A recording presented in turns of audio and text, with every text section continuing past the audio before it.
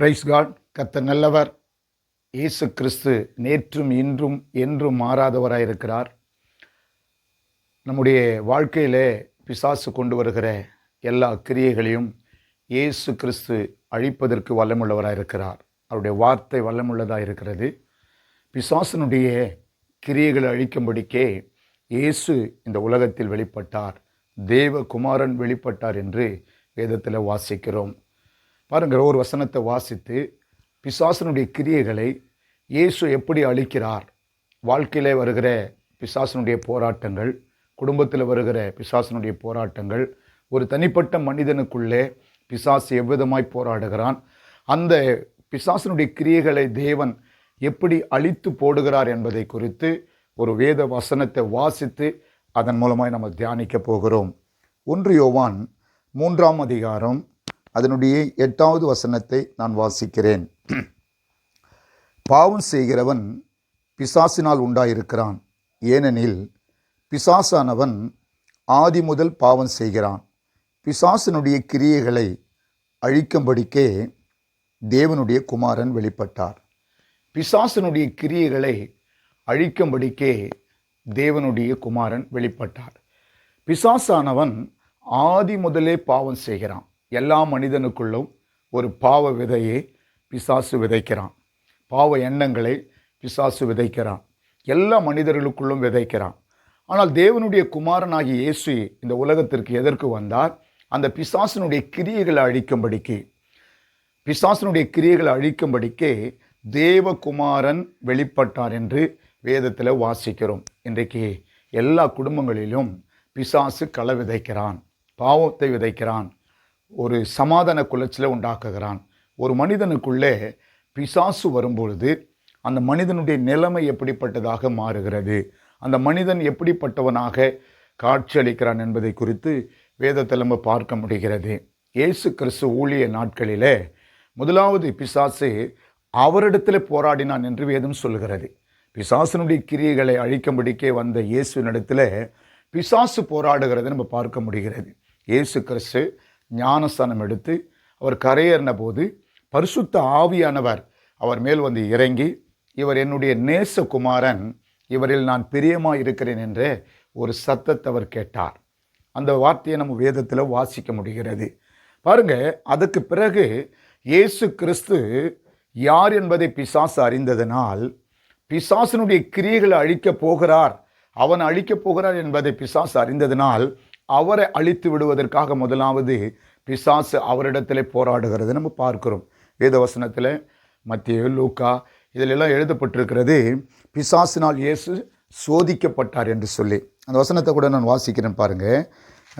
மத்தேயு சுவிசேஷம் 4வது அதிகாரம் 1வது வசனம் வாசிக்கிறேன். அப்பொழுது இயேசு பிசாசினால் சோதிக்கப்படுவதற்கு ஆவியானவராலே வனாந்தரத்துக்கு கொண்டு போகப்பட்டார். அவர் இரவும் பகலும் 40 நாள் உபவாசமாக இருந்த பின்பு அவருக்கு பசி உண்டாயிற்று.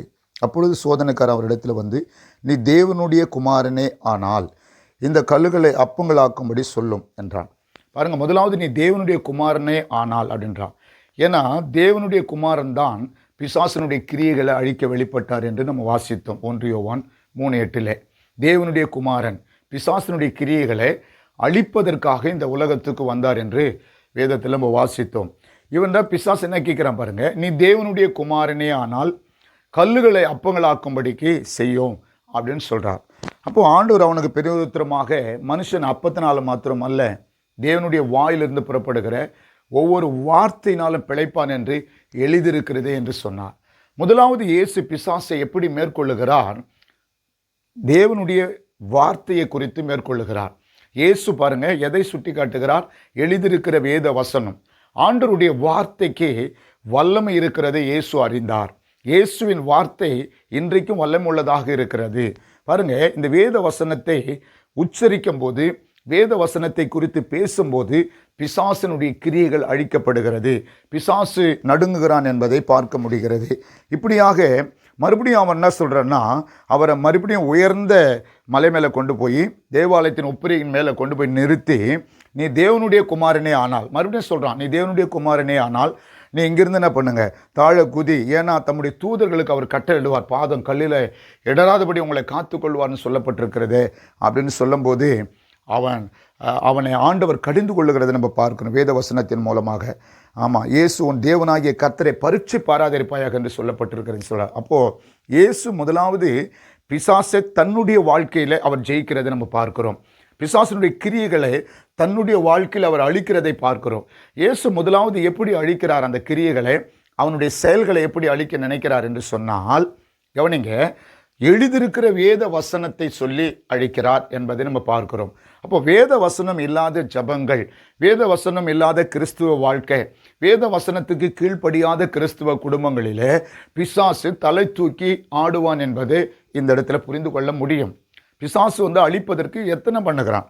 ஏனென்று சொன்னால் இயேசு கிறிஸ்து வேத வசனத்தின்படி அவனை ஜெயித்தார் என்று சொல்லி பார்க்கிறோம். பாருங்க, அப்பாலப்போ சாத்தானே, உன் தேவனாகிய கர்த்தரை ஒருவரை பணிந்து கொண்டு அவர் ஒருவருக்கு ஆராதனை செய்வாயாக என்று எழுதியிருக்கிறது. இயேசு பிசாசினால் சோதிக்கப்படும் போது பிசாசை ஜெயித்த மிகப்பெரிய ஒரு காரியம் எப்படி என்று சொல்லி பார்க்கும்போது, எந்த வகையில் அவர் ஜெயித்திருக்கிறார் என்று சொல்லி பார்த்தால், அவனுடைய கிரியைகளை ஜெயித்தது வேத வசனத்தின் மூலமாக. வேத வசனத்தின் மூலமாக. இப்போ வேத வசனத்தை கொண்டு தான் பிசாசை இயேசு ஜெயித்திருக்கிறார் என்பதை நம்ம பார்க்க முடிகிறது. இன்றைக்கு உங்கள் குடும்பத்தில் சமாதானம், சந்தோஷம் இல்லையா, நிம்மதி, இப்படி ஒரு சந்தோஷமான வாழ்க்கை உங்களுக்கு கிறிஸ்துவுக்குள்ளே நீங்கள் வாழ வேண்டுமானால் சாத்தானை முதலாவது ஜெயிக்க வேண்டும். பிசாசனுடைய கிரியைகளை நம்ம அழிக்கும்படிக்கு இயேசு வந்தார் இல்லையா, தேவனுடைய குமாரன் வெளிப்பட்டார் இல்லையா, அவர் என்ன செய்திருக்கிறார், அவர் என்ன செய்ய சொல்லுகிறார், அவர் எப்படி நடக்க சொல்லுகிறார், அவர் எப்படி நடந்தார் என்பதை நம்ம கவனித்து அந்த வழியில் நம்ம நடக்கும்போது தான் பிசாசனுடைய கிரியைகளை நம்ம அழிக்க முடியும். என்னை விசுவாசிக்கிறவன் என்னிலும் பெரிய காரியங்களை என்ன பண்ணுவான், செய்வான் என்று இயேசு சொல்லியிருக்கிறார். இப்போ அவரை நம்ம விசுவாசிப்போமானால், அவர் செய்தபடி நம்ம செய்வோமானால், அவர் நடந்து கொண்டபடி நம்ம நடந்து கொள்வோமானால், நிச்சயமாக பிசாசனுடைய கிரியைகளை அழிக்க தேவனாகி இயேசு வெளிப்பட்டது நம்ம விசுவாசித்து அந்த வார்த்தைகளை நம்ம கையாளும் போது பிசாசனுடைய கிரியிலிருந்து விடுதலையாக்கப்பட்டு சமாதானமாய் சந்தோஷமாய் வாழ முடியும். அப்போ நல்ல கவனிங்க, இந்த பிசாசனுடைய கிரியை எப்படி செயல்படுகிறது, பிசாசனுடைய கிரியை என்ன, இயேசு பிசாசை எப்படி ஜெயித்தா தன் வாழ்க்கையில் என்பதை பார்த்தோம். இப்போ நான் என்ன சொல்ல வரேன், கவனிங்க, பிசாசனுடைய கிரியைகள் என்ன, அவனுடைய செயல் என்ன. ஒரு மனுஷனுக்குள்ள பிசாசு வரும்போது அவன் ஒரு மனுஷனை எப்படி மாற்றுகிறான். நல்லா இருக்கிற ஒரு மனுஷனுக்குள்ள திடீரென்று ஒரு மாற்றம் வருகிறது. நல்லா இருக்கிற ஒரு மனுஷன் திடீர்னு கோபக்காரனாக மாறுறான், திடீர்னு எரிச்சல் அடைகிறான், திடீர்னு வீட்டை விட்டு போகிறான், தாயை தகப்பனை சில பிள்ளைகள் மதிக்க மாட்டேங்கிறது. இதுக்கெல்லாம் காரணம் என்னென்னா பிசாசனுடைய தந்திரமான செயல்கள், பிசாசனுடைய தந்திர கிரியைகள். அப்போ இந்த பிசாசனுடைய கிரியைகளை அழிக்கும்படிக்கு இயேசு வெளிப்பட்டார் என்று சொல்லி பார்க்கிறோம். அப்போது முதலாவது பிசாசனுடைய கிரியை எப்படிப்பட்டது என்பதை நம்ம கவனிக்க போகிறோம். பாருங்க, ஒரு மனுஷனுக்குள்ள பிசாசு வந்துட்டா அந்த பிசாசு என்ன பண்ணுதுன்றதை பாருங்க. இப்போ ஒரு தகப்பனார் பிசாசு பிடித்த ஒரு மனிதனை இயேசுனிடத்தில் கொண்டு வருகிறார். ஒரு பையனை, அவங்களுடைய மகனை இல்லையா, அவங்க தகப்பனார் கொண்டு வருகிறார். மார்க் எழுதின சுவிசேஷம் 9ஆம் அதிகாரத்தில் நம்ம வாசிக்கிறோம். இயேசுவண்டை கொண்டு வந்து இவனை விடுதலை ஆக்குங்கன்னு சொல்லி கேட்குறார் இல்லையா. இவனுக்குள்ளே பிசாசு வரும்போதெல்லாம் அவனை தண்ணியிலையும் தீயிலையும் தள்ள பார்க்குது. பாருங்கள், ஒரு பிசாசனுடைய செயல், முதலாவது பிசாசனுடைய கொடூரமான தாக்கம் ஒரு மனுஷனுக்குள்ள பிசாசு வரும்போது அவனை தண்ணியிலையும் தீயிலையும் தள்ள ஆரம்பிக்கிறது. ஏன்னா அவனை கொல்ல அது முயற்சிக்கிறது என்பதை பார்க்கிறோம். அவனுடைய சுதந்திரத்தை கெடுக்கிறது, ஒரு தகப்பனுடைய தாய் மேல் காட்டுகிற அன்பை கெடுக்கிறது. இன்றைக்கு ஒருத்தருக்கு ஒருத்தர் அன்பு இல்லாத காரணமே என்னன்னா பிசாசு தான். நல்லா புரிந்து கொள்ள வேண்டும். இந்த மகனை வீட்டை விட்டு பிரித்து கொண்டு போகிறது. நம்ம இன்னொரு இடத்துல பார்க்குறோம், லேகியோன் பிசாசுன்னு சொல்லி பார்க்குறோம். அந்த பிசாசினுடைய அந்த பிசாசு அந்த மனுஷனுக்குள்ளே இருந்தனால அவன் தன் தகப்பனை விட்டும் தன் தாயை விட்டும் குடும்பத்தை விட்டும் வீட்டில் கூட படுக்க மாட்டான். அவன் போய் கல்லறில் படுக்கிறான். இன்றைக்கி நிறைய பாருங்கள், நிறைய பிள்ளைங்க வீட்டுக்கே வரமாட்டாங்க, ஊரை சுற்றிட்டு அங்கங்கே படுத்துட்டு அங்கங்கே இருப்பாங்க. என்னென்னா அவங்க மேலே பிசாசு ஆடிக்கிட்டு இல்லை, ஆனால் பிசாசனுடைய செயல், பிசாசனுடைய கிரியைகள் அவர்களுக்குள்ளே செயல்பட்டு கொண்டு இருப்பதனால தான் அப்படி நடக்குது. அப்போ அந்த மகன் கல்லறிலே படுத்து கிடக்கிறான் இல்லையா. இயேசுவை பார்க்கும்போது அந்த பிசாசு ஓடி கேட்குது, உன்னதமான தேவனுடைய குமாரனே, உனக்கும் எனக்கும் என்ன வேதனைப்படுத்துவா வந்த, அப்படின்னு கேட்குது. அப்போ அந்த கல்லறையில் படுத்து கிடந்த அந்த மகன் வஸ்திரம் தெரியாதவனாக இல்லையா இருந்த அந்த மகனை அந்த மகனுக்குள்ளே இருக்கிற பிசாசை அதட்டின பிறகு இயேசு அந்த பிசாசனுடைய கிரியைகளை அழித்து போட்டதுனால அந்த மகன் புத்தி தெளிந்து எழும்பி வஸ்திரம் தரித்து உட்கார்ந்துருக்கிறது எல்லாரும் பார்க்குறாங்க. அப்போ ஒரு மனுஷனுக்குள்ள பிசாசனுடைய கிரியை எப்படிப்பட்டதா இருக்குது பாருங்க. அவன் வாழ்க்கையை அழிக்கிறதா இருக்கிறது, அவன் சமாதானத்தை கெடுக்கிறதா இருக்கிறது, அவன் குடும்பத்தோடு வாழக்கூடாதபடிக்கு இருக்கிறது.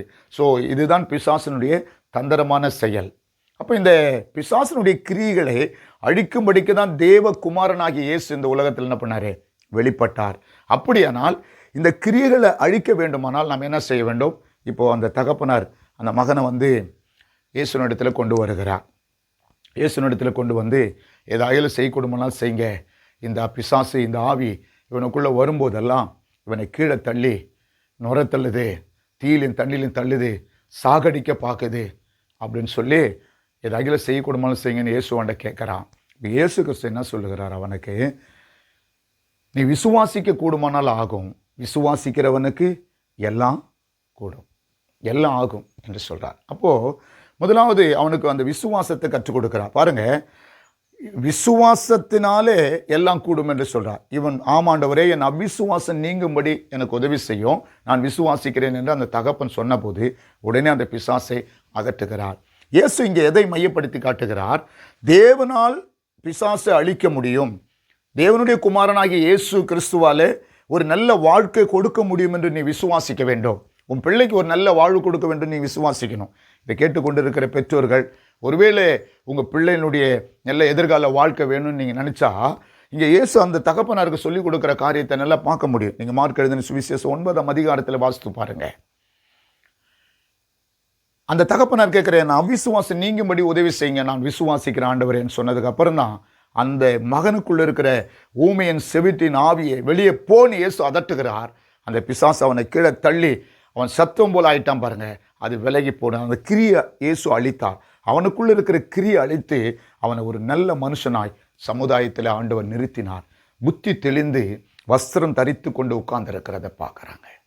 கவனிங்க, இதெல்லாம் எவ்வளோ பெரிய விஷயங்கள் இல்லையா? அந்த தகப்பனார் அந்த தகப்பனாருக்கு என்ன சொல்லித்தரார் இயேசு என்பதுதான் ரொம்ப முக்கியம். நீ விசுவாசிக்க கூடுமானால் ஆகும். அப்போது தேவனுடைய குமாரனால இது ஆகும் என்று விசுவாசிக்கணும். தேவனுடைய குமாரனால ஆகும், ஆண்டவரால் இது ஆகும். அந்த விசுவாசம் வந்ததுக்கு அப்புறம் பிசாசனுடைய கிரியைகள் அழிக்கப்படுகிறது நம்ம பார்க்கிறோம். ஸோ அப்போது உங்கள் தகப்பனார் ஒரு வேண்டுதலை வைக்கிறார். உங்கள் வேண்டுதலில் விசுவாசம் இருக்க வேண்டும், உங்கள் விண்ணப்பத்தில் விசுவாசம் இருக்க வேண்டும், உங்கள் ஜெபத்தில் விசுவாசம் இருக்க வேண்டும். தேவனுடைய வார்த்தையை சொல்லி தேவனுடைய வார்த்தைக்கு கீழ்ப்படிந்து அப்படியே செயல்பட வேண்டும். முதலாவது ஏதாகிலும் ஒன்று செய்யக்கூடாம நான் செய்யன்னு சொன்னவன் இப்போ ஆண்டவர் சொல்கிறாரு, அப்பா அப்படி சொல்லாதப்பா, விசுவாசிக்கிறவனுக்கு தான் எல்லாம் ஆகும் அப்படின்னு சொல்லும்போது அவங்க தகப்பனார் என்னுடைய அவ்விசுவாசத்தை எடுத்து போடுங்க ஆண்டவர்னு சொல்லி ஆண்டவரிடத்தில் வேண்டுதல் செய்கிறத நம்ம பார்க்கிறோம். அப்போது அவ்விசுவாசம் இருக்கும்போது ஒரு சமாதானம் இருக்காது. அவிசுவாசம் இருக்கும்போது அந்த இடத்துல பிசாசு வெளியே போக முடியாது என்பதை இயேசு அந்த இடத்துல காண்பிக்கிறார். இப்போ அவிசுவாசம்தான் இன்றைக்கு வாழ்க்கையில் சமாதானத்தை கெடுக்கிறது. தேவனுடைய பிள்ளைங்க தேவனை ஏற்றுக்கொண்டும் இன்றைக்கும் அவிசுவாசம், சந்தேகம், அதனால தான் பிசாசு குடிக்கொண்டு இருக்கிறான். சிலருக்குள்ள பிசாசு அலகழித்து கொண்டு இருக்கிறான். நம்ம எல்லாரும் நினைக்கிறாங்க பிசாசுன்னா ஆடுவோம் போல, ஆடுறதான் பிசாசு. இன்றைக்கி சர்ச்சையிலெல்லாம் சில பிசாசுகளை ஆடும், ஆறாத நேரத்தில் சில பிசாசுகளை ஆடி கீடி கீழே உளுந்து ஓடும் பாருங்கள், அதுதான் பிசாசுன்னு நினச்சிக்கிறீங்க. ஆனால் ஆடாத நிறைய பிசாசுகள் இருக்கிறது. ஆடாத பிசாசனுடைய கிரியைகள் மனுஷனுக்குள்ளே இருக்குது. அவனுடைய கிரியைன்னா செயல். ஒரு பிசாசு என்ன செய்வானோ, அவனுடைய எண்ணம் எப்படியோ, அவனுடைய சிந்தனை எப்படியோ, அவன் எதை நோக்கி போவானோ அந்த செயலை தான் பிசாசனுடைய கிரியை என்று சொல்லுகிறோம். வெறும் பிசாசு ஆடுறது மட்டும் இல்லை. அனாரிய சப்பலிக்குள்ளே பிசாசு உள்ளே போயிருந்தான். சாத்தான் இருதயத்தை நிரப்பினது என்னன்னு பேதுரு கேட்டார். அவங்க 2 பேரும் ஆடினாங்களா? இல்லை பேய் ஆடினாங்களா அவங்க மேலே? இல்லை, அவங்க சர்ச்சில் இருக்கிறாங்க, தேவனை ஏற்றுக்கொண்டவர்கள் தான். ஆனால் அவங்களுக்குள்ள அந்த கிரி இருந்துச்சு, சாத்தானுடைய கிரி. சாத்தான் உங்கள் இருதயத்தை நிரப்பினது என்ன? தேவனிடத்தில் பொய் சொல்லும்படி சாத்தான் உங்கள் இருதயத்தை நிரப்பினது என்ன? அப்போ அந்த பிசாசனுடைய கிரியை உள்ளே இருக்குது இருதயத்தில். அதுதான் பேதுரு வெளிப்படையாக சொல்கிறார். அவர் மிக வெளிப்பாடு பெற்றவர், நல்ல ஒரு தேவனுடைய மனுஷன் இல்லையா பேதுரு? ஒரு கட்டத்தில் இயேசுவை மறுதளிச்சா கூட இயேசுவுக்காக தன் வாழ்க்கையை தியாகம் பண்ணி இயேசுவுக்காக ஜீவனை விட்டவர் பேதுரு. பெரிய அற்புதங்களை செய்தவர். 3000 5000 பேர் என்று மக்களை ரட்சிப்புக்குள்ள நடத்தினவர். அவர் கண்டுபிடிக்கிறார், உங்களுக்குள்ளே சாத்தானுடைய கிரி இருக்குது என்று. இப்போ சொல்லுங்கள், ஆடுறது தான் பிசாசு அல்ல, ஆடாமையே கிரியைகள் இருக்கும். அவனுடைய செயலை பார்க்கும்போது பார்த்தீங்கன்னால புரிஞ்சிடும் உங்களுக்கு. ஓஹோ, இவன் சரியான செயல் இல்லை. நீங்கள் எத்தனை பேர் பார்த்து சொல்கிறீங்க, இவன் நடக்க சரியில்லை, இவன் நடக்க சரியில்லைன்னு சொல்கிறாங்க பாருங்கள். ஏன்? அதுதான் சாத்தானுடைய கிரியை, பிசாசனுடைய கிரியைகள். ஒரு மனுஷனுக்குள்ள பிசாசு வரும்போது அந்த குடும்பத்தில் சமாதானம் கெட்டு போகுது. இன்றைக்கு குடும்பங்களில் சமாதான குலைச்சல் உண்டாகிறதற்கு காரணம் பிசாசு ஏதோ ஒரு விதத்தில் அவன் தன்னுடைய கிரியை செயல்படுத்தி கொண்டிருக்கிறான். அவன் கிரியை காண்பித்து கொண்டிருக்கிறான். எந்த விதத்தில் ஆகிலும் இயேசுனிடத்தில் மூன்று விதத்தில் காட்டுறான் பாருங்க. ஒன்று அப்பங்கள் ஆக்கும்படின்னு சொல்கிறான், குதின்றான். அதுக்கப்புறம் ராஜ்யத்தை உனக்கு தரேன், என்னை பணிந்து கொள்ளுன்றான். இந்த மாதிரி காரியங்களை செய்கிறான் பாருங்க. ஏதோ ஒரு விதத்தில் அவன் கொஞ்சம் கேப்பு கொடுத்தா, பிசாசுக்கு இடம் கூடாதிருங்கள் என்று எழுதப்பட்டிருக்குது வேதத்தில். கொஞ்சம் கேப் கிடைச்சா உள்ளே வந்துடுறான் பாருங்க. உள்ளே வந்து அவனுடைய கிரியை ஆரம்பிக்கிறான். ஸோ அப்போ ஆண்டவராகிய இயேசு இந்த உலகத்தில் பிசாசனுடைய கிரியை அழிப்பதற்காக வந்திருந்தும் அந்த கிரியைகள் அழிக்கப்படாமல் இருப்பதற்கு காரணம் என்னன்னா, விசுவாசம் இல்லாமல், தேவனுடைய வார்த்தையை நம்பாமல், தேவனுடைய வார்த்தைக்கு கீழ்ப்படியாமல் இப்படி வாழ்வதுதான் பிசாசு தலை தூக்கி ஆடுகிறான் என்பதை நம்ம அறிந்து கொள்ள வேண்டும். இப்போ இதிலிருந்து விடுபடுவதற்கு என்ன வேணும்? விசுவாசம், தேவனுடைய வார்த்தையின் மேலே ஒரு நம்பிக்கை. இவர் வாயிலிருந்து புறப்பட்டு ஒரு வார்த்தை வந்தால் போதும், இந்த கிரியை அழிஞ்சிடும். உங்களுக்கு தெரியுமா, ஒரு கானானிய ஸ்திரீ இல்லையா, அவங்க அவங்களுடைய மகள் கொடிய வேதனைப்படுவார், பிசாசினால் கொடிய வேதனைப்படுவார். அப்போது இயேசு கிறிஸ்துவோட ஆண்டவரே, என் மகள் பிசாசினால் கொடிய வேதனைப்படுகிறாள், அவளை எப்படி ஆகிலும் விடுதலை ஆக்க வேண்டும் என்று கேட்பார். நான் வாசிக்கிறேன் பாருங்கள், மத்திய சுவிசேஷம் 15ஆம் அதிகாரம்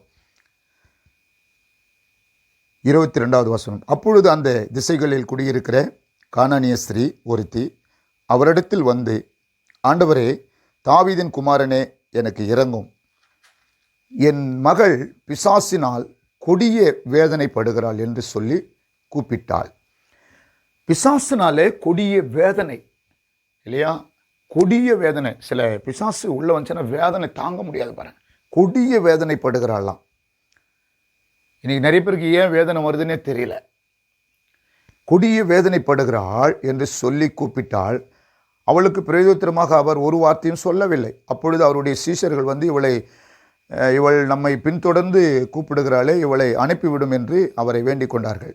அதற்கு அவர், காணாமற் போன ஆடுகளாகிய இஸ்ரவேல் வீட்டாரிடத்திற்கு அனுப்பப்பட்டனே என்று மற்றபடி அல்லவென்றார். அவள் ஆண்டவரே, எனக்கு உதவி செய்யும் என்று அவரை பணிந்து கொண்டாள். அவரை வேண்டிக் கொண்டாள், பணிந்து கொள்கிறார். அப்போ இந்த பணிந்து கொள்ளுதல் நம்ம என்ன பார்க்கிறோம் என்று சொன்னால், விண்ணப்பத்தை பார்க்கிறோம், ஜெபத்தை பார்க்கிறோம் இல்லையா, ஜெபிக்கிறத பார்க்குறோம். வேண்டா, பணிந்து கொள்கிறா, ஆண்டவரே எப்படியாகிலும் என் மகள் குணமாக்கணும், அந்த கிரியிலிருந்து அழிக்கப்படணும், அவள் விடுதலையாக்கப்படணும், அந்த வேதனையிலிருந்து அழிக்கப்படணும். அவளுக்கு நல்லா தெரியுது, இந்த வேதனையிலிருந்து விடுதலைப்படுவதற்கு ஒரே ஒரு நபர் இயேசுவால் மட்டும்தான் முடியும். நீர் ஒரு வார்த்தை சொன்னால் போதும், ஒரு வார்த்தை சொன்னால் போதும். தேவனுடைய வார்த்தையில பிசாசினுடைய கிரியை அழிக்கப்படுகிறது என்பதை அவள் கண்டுபிடித்தாள், விசுவாசித்தாள். அப்போ இயேசு சொல்றாரு, பிள்ளைகளின் அப்பத்தை எடுத்து நாய்க்குட்டிக்கு போடுவது நல்லதில்லை என்றார். ஏன்னா ஒரு கானானிய பெண் இல்லையா, கானானியருக்கு நான் இஸ்ரவேல் வீட்டாரத்துக்கே வந்தேன் என்றார். கானானியருக்கும் இஸ்ரவேலருக்கும் சம்மந்தம் இல்லை. அதனால்தான் ஆபிரகாம் ஈசாக்கு இடத்துல பெண் கொள்ளும்போது சொல்லுவார் ஈசாக்குக்கு பெண் பார்க்கும்போது, கானானியர் இடத்துல பெண் கொள்ளாமலும் என்று வேதத்தில் வாசிக்கிறோம். நான் கானானியர் அன்றைக்கு ஒதுக்கப்பட்டவர்கள், அவர்கள் கொடூரமான பாவிகள் என்று சொல்லி தீர்மானம், தேவனால் புறக்கணிக்கப்பட்டவர்கள் நினைச்சாங்க. ஆனால் இயேசு கிறிஸ்து எல்லாருக்காகவும் வந்தார் என்பதை நம்ம வேதத்தில் அறிய முடியும். அவர் சொல்கிறாரு, சொன்னதுக்கப்புறம் அவள் அந்த இடத்தை விட்டு போவே இல்லை, விசுவாசிக்கிறாள். ஒரே வழி இந்த பிசாசனுடைய கிரியிலிருந்து விடுபடுவதற்கு இயேசுவை தவிர வேறு யாரும் இல்லை என்பதை அவள் அறிந்திருந்தாள். தேவனுடைய வாயிலிருந்து ஒரு வார்த்தை சொன்னால் போதும், நம்பியிருந்தாள். அந்த விண்ணப்பம் அவளுடைய வேண்டுதல் வீணாகவில்லைன்னு நான் சொல்ல வரேன். கவனிங்க, வேண்டுதல் விண்ணப்பும் பிசாசனுடைய கிரியைகளை அழிப்பதற்கு மிகப்பெரிய ஒரு ஆயுதமாக இருக்கிறது. இன்றைக்கி விண்ணப்பன்றது சாதாரணமான விஷயம் கிடையாது. நிறைய பேர் விண்ணப்பத்தை என்ன பண்ணுறாங்க அப்படின்னா அலட்சியப்படுத்துகிறாங்க. ஏதோ கொஞ்சம் ஜெபம் பண்ணிட்டா சரியா கேட்கல, அது நடக்கலை அப்படின்ற மாதிரி. இல்லை, உண்மையான வேண்டுதலுக்கு ஊக்கமுள்ள ஜெபத்திற்கு பதில் உண்டு. அது பலனுள்ளதாக இருக்கிறது. நிச்சயம் பதில் வரும். பாருங்கள், இந்த கானானேயருடைய விசுவாசத்தை பாருங்கள். அந்த இடத்த விட்டு வெளியே போகவே இல்லை. பிள்ளைகளை அப்பத்தை எடுத்து நாய்க்குட்டிக்கு போடுவது நல்லதில்லை என்று சொன்ன போது கூட அவர் சொல்கிறார், ஆமாண்டவரே, உங்களுடைய பிள்ளைங்க மேட்சில் உட்காந்து சாப்பிடுவாங்க தான், ஆனால் துணிக்கைகள் கீழே விடுமே, அது நாய் தின்னுமே என்று சொல்றார். இயேசு அவளை பார்த்து சொல்றாரு, பிரேதத்திற்காக ஸ்திரியே, உன் விசுவாசம் பெரியது, நீ விரும்புகிறபடி உனக்கு ஆக கடவுது என்றார். அந்நேரமே அவள் மகள் ஆரோக்கியமானாள்.